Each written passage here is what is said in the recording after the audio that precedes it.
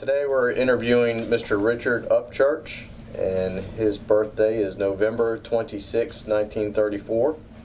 Mr. Upchurch served in Korea and Vietnam in the Marine Corps. Mr. Upchurch achieved the highest rank of colonel, and today we're conducting the interview in Fairhope, Alabama.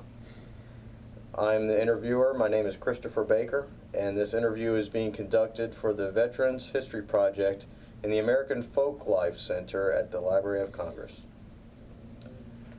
Good morning, Mr. Upchurch. Good morning. How are you doing? I'm doing fine. We're very pleased to have you here today and to learn a little bit about your history and your dedication to our country. And first of all, I'd like to ask you some questions about your life prior to the military. Can you tell us a little bit about where and when you were born? I was born in the suburbs of Detroit, area at that time called Van Dyke, and then eventually became Warren. It's the area where the General Motors Tech Center is, which is a gigantic industrial center up there in the northern part of Detroit. And I was raised there until I left when I was 18 or 17. What did your parents do? My dad was he worked on the line at Dodge Truck. He initially was in the U.S. Navy. He enlisted in 1911 and served until 1921 as a gunner's mate on an armored cruiser, and he was in World War I. As a matter of fact, he was on the only ship that was sunk by the Germans during World War I. Fortunately, he wasn't on at the time. He was not there when it went down off the coast of Long Island. And then after that, he worked in a few gas stations and then lost everything in the Depression and ended up with Dodge Truck until he retired. My mother was a school teacher. That's from the time she was 14 and taught off and on then until she retired at 65. Wow. Do you have any siblings?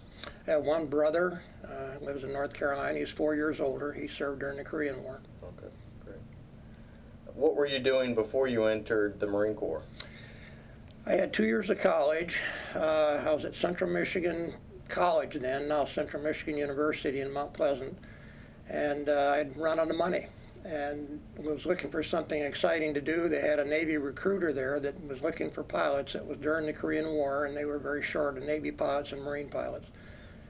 And so I went in and was interviewed by him, and he sent me down to Grosse Ile, Michigan, a little island in south of Detroit in Lake Erie, where I took the tests, the whole battery of tests for 3 days, including a physical, and passed them. And then they sent me down to Pensacola that summer to be a Naval Aviation cadet.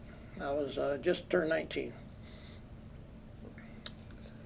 You mentioned a little bit about your father who served in the military. Are there any other members of your family, immediate or otherwise, that served? Other than my brother, that was the only one really that. The rest of them were too old or too young, depending on the war. That's right. That's a fascinating story you told us about how you entered the service. And why did you choose the Marine Corps? Well, that's also interesting. I have to be forthright about it. I didn't really know the Marine Corps had airplanes when I went into flight training at Pensacola. But while I was in flight training, the word, of course, was passed around that if you wanted to be a Marine pilot, rather than a Navy pilot, you could put in a request, and a board of Marine Corps flight instructors would interview you and decide whether they wanted you to be in their corps or not. And at the time, we were all cadets. We were all young and all wanted to fly jets, or not all of us, but most of us wanted to fly jet fighters. And we kept tracking where the guys were going when they got their wings. And I found out that a lot of the Navy pilots, the majority of them at that time, were going into seaplanes or multi-engine planes or propellers and things like that. And I didn't want that.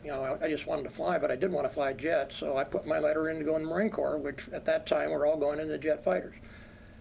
And so I put my letter in, and the leaders. And of course, in the Marine Corps, the leaders in the battalions, the Marine captains that headed up the battalions and the instructors and so forth were all Marines. And so you tended to get treated a little better if you were a Marine candidate instead of a Navy candidate. There was no difference in the training. Training was identical.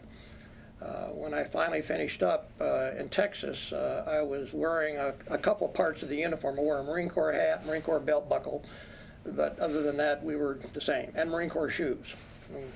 When we got our wings, we were just pinned, they gave us Marine Corps uniforms instead of Navy. And what was your length of time in Pensacola? 17 months. Well, at Pensacola, I was there 1 year in basic training, and then after basic training, they either sent me to fly propeller dive bombers or jet fighters in Texas. And they sent me to jet fighters at Beeville, Texas, and I spent about 6 months there. It was 17 months and 5 days. The program is advertised at 18 months, and I finished in 17 months and 5 days. I was lucky to get through a little fast. Great. So you left Pensacola and you went to Texas. How long were you in Texas? About 5 or 6 months, and I finished in 1955 as a second lieutenant and qualified as a jet fighter pilot. Okay. And any particular aircraft? Or the F-9F Panther, which was used in Korea. Mm-hmm. And qualifying for that piece of equipment, did you have any particular training that was different than what others may have experienced? No, we all had instrument training. Those of us that went in the jets had to spend 50 hours in a transition aircraft. In our case, it was a T-33, which is a Thunderbolt, or not a Thunderbolt, but it was an Air Force airplane with 2 seats that was so they could put an instructor in it to transition us from propellers to jets. So that was really the only difference, that I had. How did you adapt to the military life, transitioning from your civilian life in regards to the physical demands, foods, the culture, social activities, and so forth? Well, I always been an athlete. I played football, basketball, baseball in high school and some in college. The physical demands were not a big thing for me. And my home was pretty regimented. We were not a wealthy family, so we had to live pretty much frugally, and so that wasn't a big deal. I was in ROTC for 2 years while I was at college, so the military part I was sort of getting slowly broken into that. And I suppose the only thing I really had to learn how to do when I got to Pensacola was eat grits. Did you like grits? I did. I still do. Still do? Good. Well, you adapted quite well, I would say. So if we're going to transition now to talk a little bit about wartime service, where did you serve? After I finished flight training in Texas as a jet fighter pilot, and a very proud 20-year-old guy with my uniform and my wings and my jet qualification training, the powers to be decided to open up 4 brand new squadrons of dive bombers, propellers, AD Sky Raiders, which was an airplane that carried a bigger bomb load, although it had 1 prop and 1 seat. It carried a bigger bomb load than the B-17 Flying Fortress did in World War II. Wow. And they sent me to Miami, Florida. I didn't know I was going to do this when I went to Miami, Florida. I was expecting, some red-hot jet down there, and I got down to Miami thinking I've got, good-looking babes as well as jet airplanes. I was pretty happy. But when I got down there, I found out I was flying a propeller airplane with a tail wheel and a prop on it. It was a new life again. But it was the most magnificent aircraft I've ever flown in my life. And I flew it in Miami for a year, and then we went overseas, and I went aboard 2 aircraft carriers and flew off carriers as well as Japan, Korea, Philippine Islands, Indonesia, India, Sumatra, all those areas on the carriers. I would imagine you had to be qualified for aircraft carrier duty at that time. We did that at Pensacola. At Barron Field out here at Foley, Alabama is where we did our training, and they painted little squares on the little airfields that were around here. There's still a lot of them here. And when the instructor in the back seat felt that we were getting close enough to hitting it where we're supposed to, then we went out to the carrier, and it was a very small carrier. It was a Monterey, a light carrier, much smaller than what I ended up flying on when I was in the South Pacific. And we made 6 landings, and after we made our 6th landing, we were called advanced cadets and carrier qualified. And you landed those on the live carrier that was out in the Gulf? Yes, out in the Gulf of Mexico. We were flying the SNJ, Air Force calls it the A-26. It was a World War II type aircraft with 2 seats, one for the instructor in the back. So you served in Korea first.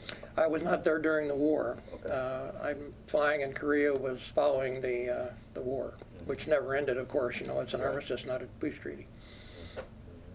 And where did you serve in Korea, and what type of missions? I was flying out of Japan, Okay. and we would go up there to do our missions, which were live bombing missions, and you usually do them south of DMZ, close enough to the north to see them, so they knew what you were, practicing. And how long did you fly the missions out of Japan into Korea? You mean how long were the missions? Well, sure, yes. Yeah, the missions were anywhere from 2 hours to 5 hours, and the airplane had a lot of long legs, we called it. You could fly it a long time, especially with extra tanks. So sometimes we would fly up there in a roundabout way doing navigation practice. One of the things that I neglected to say about Miami, we found out that we were in one of the first squadrons to drop the atomic bomb also with the propeller airplane. So we were not only trained to shoot rockets and guns and bombs, but we also had to qualify as nuclear delivery pilots. And the nuclear bomb was about the size of a 300-gallon belly tank, about 2,000 pounds. And it would be placed under the airplane, and we would throw it at the target. We called it lofting. And we had to go out there and practice that, flying right on the surface of the ground at max speed, and then at a particular point, which we had figured out mathematically, we would pull up and throw the bomb towards the target.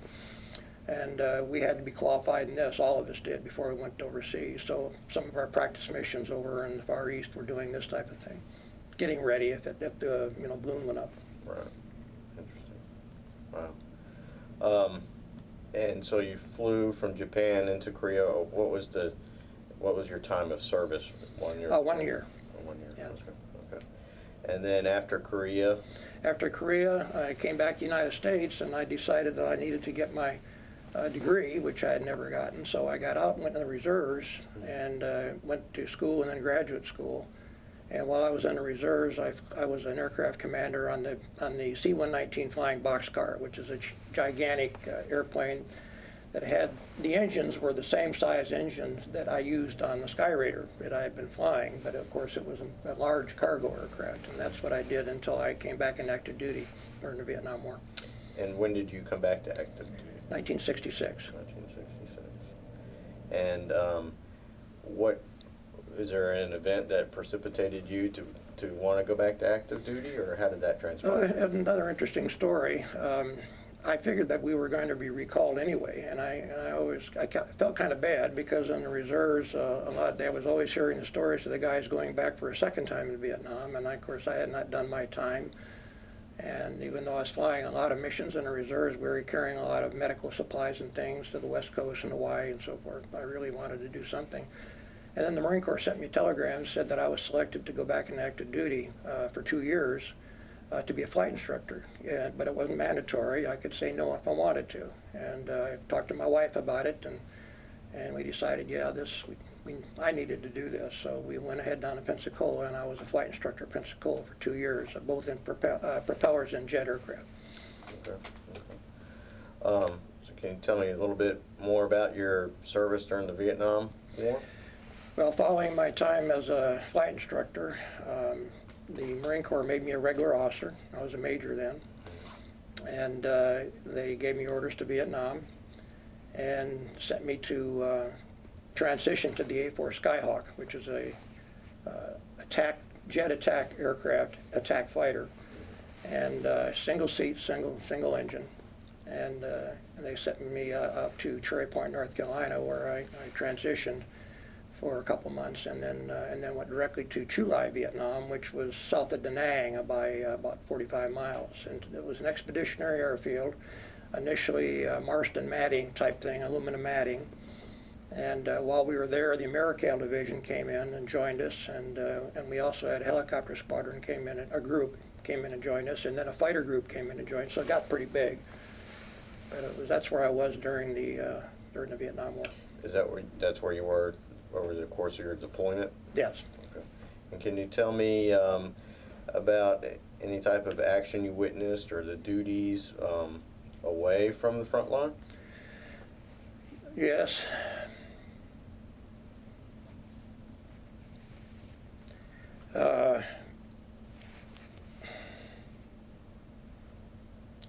Excuse me a minute.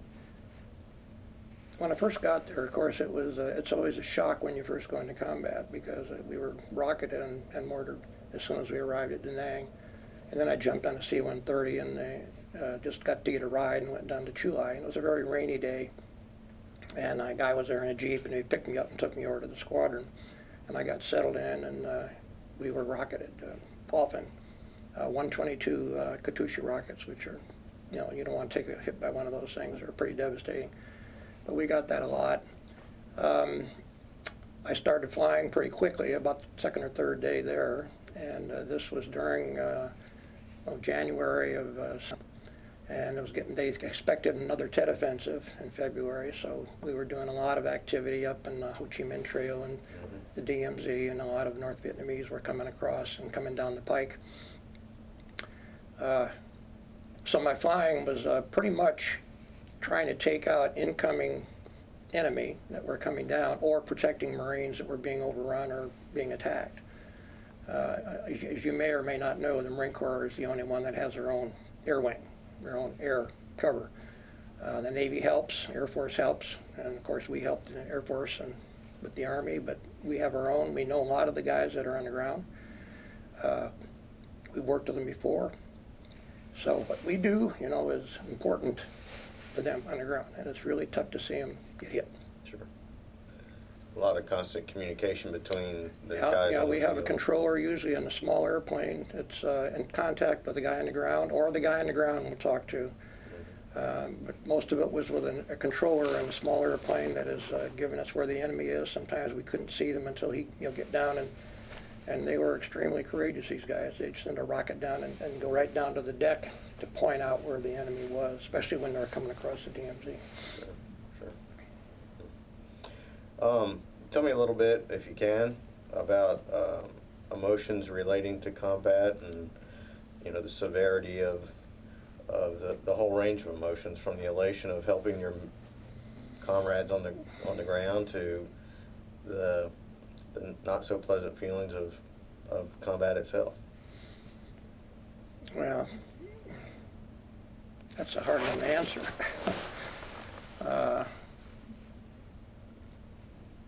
It's always tough to kill things, and you're always the biggest fear I had was not being shot down,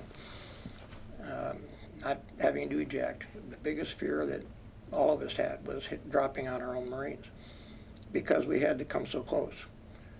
During a firefight or an attack, especially at night, it was very difficult, and we flew up 24 hours a day. And if they were being attacked at night, you could see the traces all over the place, and you had to make sure you were, hitting the right guys. And deadly fear of dropping on your own troops. So that was my biggest emotion. And thank God, as far as I know, I didn't do that. I came close enough where the controller told me that there was blobs of napalm falling on the guys, but they were okay. And that's how close we had to come when they were under attack. We were being overrun. Sure. I would imagine with the communication between the guys on the ground and the guys flying the planes like yourself, that there was a lot of camaraderie formed, but in the unit, so to speak. Immense. You were flying together. You depended on each other terrifically in the air. And you depended on your wingman doing the right thing. It was extremely tight. I can remember coming back, several times at 3 in the morning and just staring at the wall for a couple hours and just saying, how in the hell did I ever do that? How did we accomplish that? How did we get by without hurting somebody, from our own people? Right. Out of that camaraderie and all the emotional investment, not only of yourself but of the guys on the ground with the boots, there must have been some very dramatic friendships that were formed. Can you tell me a little bit about those? Well, I had friends, you know, that were shot down and killed too often. When I was at Pensacola as a flight instructor, about 6 of us went over about the same time within a few days, a few weeks of each other, and 2 of us got back. The other 4, either Arlington, you know, or somewhere else. And then some of the guys on the ground, you see, after in the group, in the air group, I flew 225 missions. Well, normally after 100 missions for the captains and lieutenants, they would send you up to be a forward air controller, up to DMZ or wherever the Marine divisions were. We had 2 divisions there then. And so you knew the guys you talked to, you know, talking to them on the ground, and they were relating, you know, to the company commander or battalion commander, talking back and forth. So you knew them, and yeah, sometimes some of those guys didn't get back. And one of them in particular, you know, these are horrible stories, but you know they have to be told, especially when you consider the way the guys were welcomed when they came home. But one guy in particular, after he served his 100 missions, and he went up to up in northern I Corps, which is a northern part of South Vietnam, the Marine Corps area, and they were caught in a minefield, and he lost his legs, and that was a tough one. And then the guy that ended up pulling him out of the minefield and getting him into a helicopter ended up being my crew chief when I was flying DC-3s on a staff job on the East Coast after the war was over. But he's doing fine today. And he's an engineer, but instead of going in engineering, he elected to work on prosthetics. So he's designing prosthetics for other vets. Wow, that's a good, fantastic story. So these friendships that you formed during your time of service, you still stay in touch with most people? Yes, we have a Skyhawk Association. The Skyhawk pilots that were in combat over in Vietnam, we get together every 2 years, various places. And I also belong to the Marine Corps Aviation Association, where the pilots in general, helicopters, fighters, everything else, get together yearly. So we keep in touch by email all the time. Sure. And during your time of service in Vietnam, can you tell me a little bit about your communication with your family here in the United States? Yes, sometimes we had C-130s, which were our tankers. We tanked almost every day off of C-130s up around the DMZ or over the South China Sea or something. Well, they had long-distance radios, and sometimes we could reach a ham operator by crawling in a 130 and having the radio man help us out. We could call back to the States, and then they would hook us in, patch us into our home. I did that a couple times, and then once I was in Bangkok, I was medevaced to Bangkok, and I talked to my wife from there. That was the only time we talked. I did see her in R&R in Hawaii. We got together. How many R&Rs did you have? We got 2. I got the first one after 6 months, and then I was awarded another one after about 4 months. Oh. And I was going to say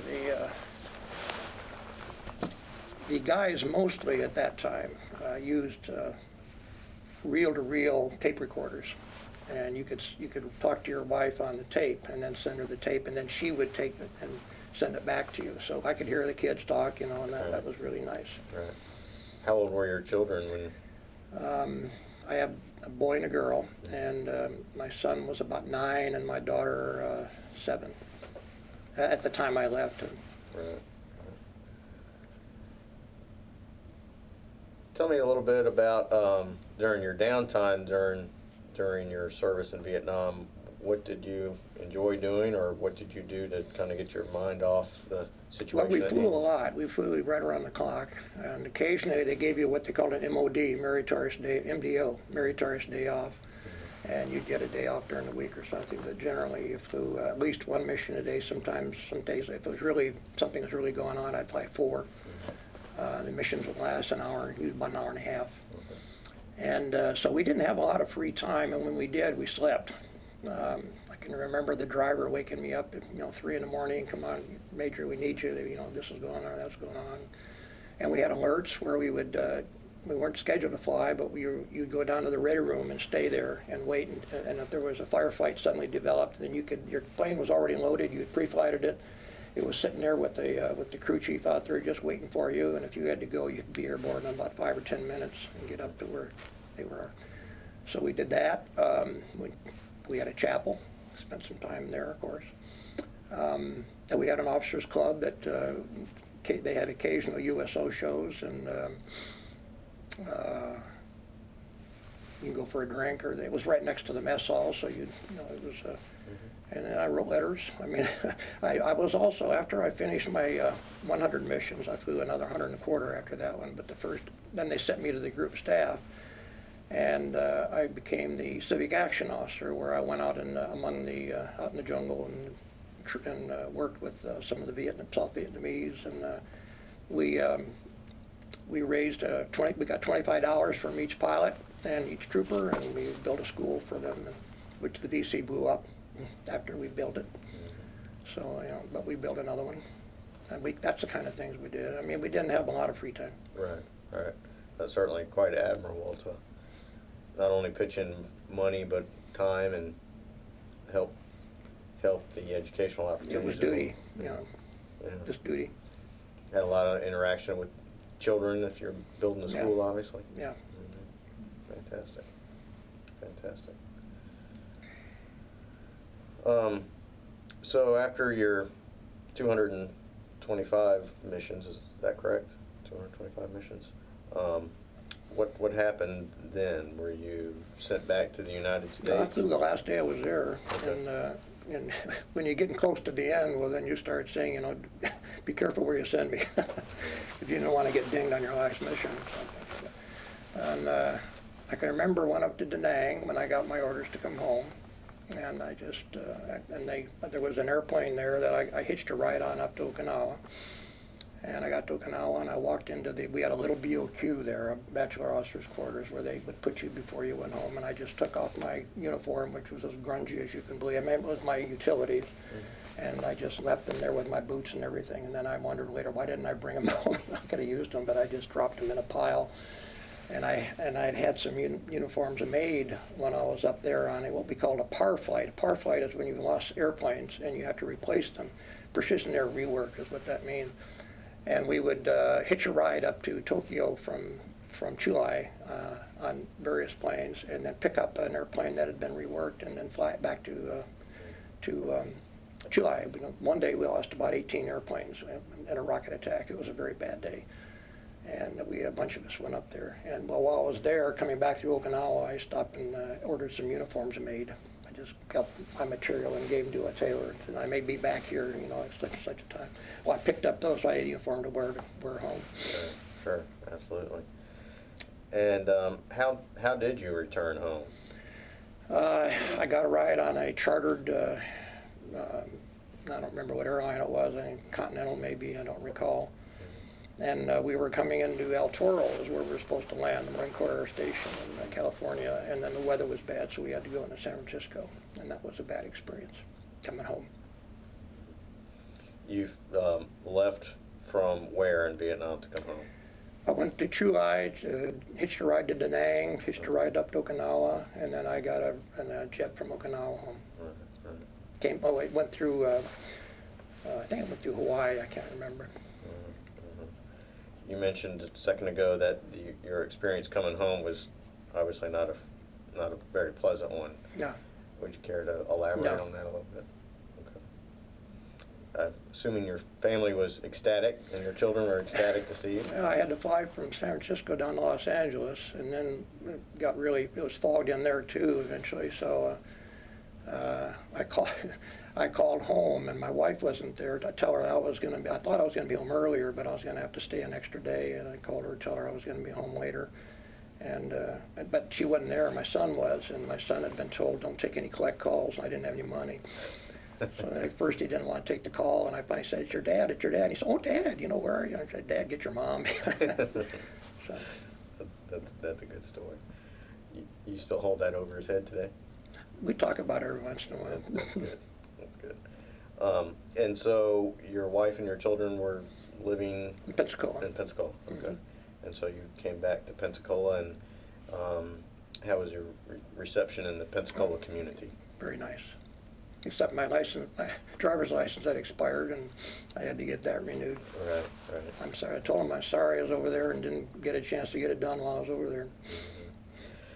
And how long did you spend in Pensacola? Just long enough to sell our place and move to Beaufort. My new orders were to be at the Marine Air Group in Beaufort, South Carolina. Okay, right. And how long did you serve there? I was there about 4.5 years. I was first worked in the staff, and then I was made the executive officer of the squadron, and then the squadron commander, and then back to this group staff again, and then I went up to, after 4.5 years, I went to Quantico to be for a command and staff college. And after Quantico, where did you serve there? I went from Quantico to Korea. Okay. And I was, well, first of all, I worked on the combat manuals, to aviation combat manuals, to make some changes according to agree with what happened in Vietnam. I had a staff to do that. I was a lieutenant colonel then. Right. And then they called me and told me that they had a place in Korea that they wanted me to go to. So I was sent over to Seoul, Korea, unaccompanied by myself. And while I was there, I had a bunch of hats. I was 8th U.S. Army, U.S. Forces Korea, United Nations Command, and I was in the G3, or the Joint Plans officer there. And I spent most of my time between the DMZ and Seoul, or up in the Northwest Islands, where that North Korean sub sunk that ship. That was an area where I worked a lot. But I spent a year doing that. Okay. And at that point in time, were you still flying planes, or? No, I was in what's called it's duty not involving flying. I did fly. I flew in helicopters a lot, but I did not have to fly because of the job I had. Right. It was exempt. Okay. And so we touched a little bit ago about the contact that you have with your fellow veterans over the years and your membership in organizations. Has that been meaningful not only to you but to them, you believe? Yeah, I think it is to all of us. We kind of stick together. We had some bad experiences at that time, and it's good that we're together. Everybody kind of feeds off each other. Is that how that, in your experiences, worked? I think so, and we get together and we shed a few tears over how our troops are getting treated now coming home, and how we're proud of that. How has and did your wartime experiences affect your life? Well, that's hard to say. You can't help but feel guilty, thinking that you've killed a lot of people. And then proud because I know I saved a lot too. I always feel like I wish I could have done more.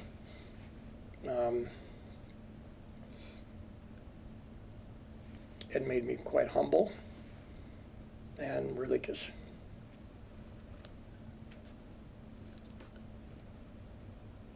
What kind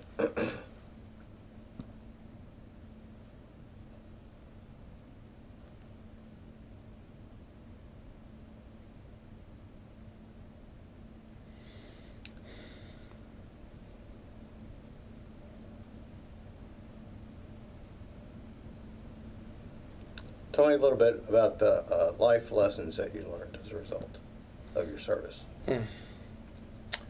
Life lessons.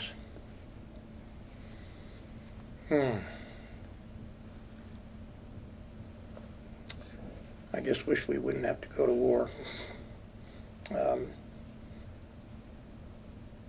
just wish there's some way we could avoid that. But as long as we have one guy making decisions, like we do, dictators, countries that allow that, it's going to happen. And we're going to get involved. I think that's the biggest wish I've got. We didn't have to do it. Great. Is there anything else that you may like to add that maybe I'd overlooked, or any other memories that you'd like to document? I think I had a good career in the Marine Corps. The Marine Corps is definitely unique. It's small, close, disciplined, and I wouldn't trade my years. Well, you know, but that goes with the territory, so you know, that's there. But as far as being involved in that organization, I think I was very, very fortunate to be involved with the U.S. Marine Corps. And you know, today I still can't get away from it. I'm a tour guide at the museum at Pensacola, Naval Aviation Museum, and my tour lasts about 2 hours, and I go through a lot of mostly about World War II. I don't really go into Vietnam that much, but it's good to tell these people and relive it for them and let them know what these people have contributed. Sure. Absolutely. And that is precisely why we're doing this. So we appreciate your service and appreciate your time. Thank you. It was my honor to be here. Thank you. Thank you. Very informative. Yeah. Very good. You Very said good. you got a master's somewhere along in there. Pardon me? You got a graduate degree? I have 3. Oh, well, what are they in? I have a Master of Science and Science Education at Wayne State University in Detroit. I have an educational specialist in school administration from Detroit, and I have a Master of Military History from University of Alabama. Wow. So when did you get out of the Marine Corps? 85. And so did you teach then, or are you retired? Been retired since? Well, after I retired, I was going to go in the CIA because my last assignment in the Marine Corps was a senior Marine instructor at Maxwell Air Force Base at the Air University, and my next door neighbor in the next office was a CIA rep at the Air University, and he sat in on a lot of my lectures and seminars and stuff, and he kept telling me, I want you to be in this. I spoke Korean then. Because of the time I'd spent in Korea, I worked with all the Koreans up there all the time, so I spoke it. And he said, I want you to come and be a Northeast Asia rep and CIA, and I hadn't even thought about the CIA, but I said, well, okay, and I took the tests, and it's a humongous entry procedure, and passed everything, but then Providence and I said, do we really want to go back to Washington? Because I'd spent a year there, or 2 years there at the Pentagon. And I said, I'm not really sure I want to do that. So I backed off, and CIA was not too happy, but they said, you know, your choice. And about that time, they wanted to start an aviation mechanic and pilot training program in Richmond, Virginia, Henrico County did. And so I went up there and hired on and developed it, built it, wrote all the syllabus and everything for it, hired all the people, flight instructors, deck instructors and stuff, went out to the airport and got it going, and then ran it until I retired again. Wow.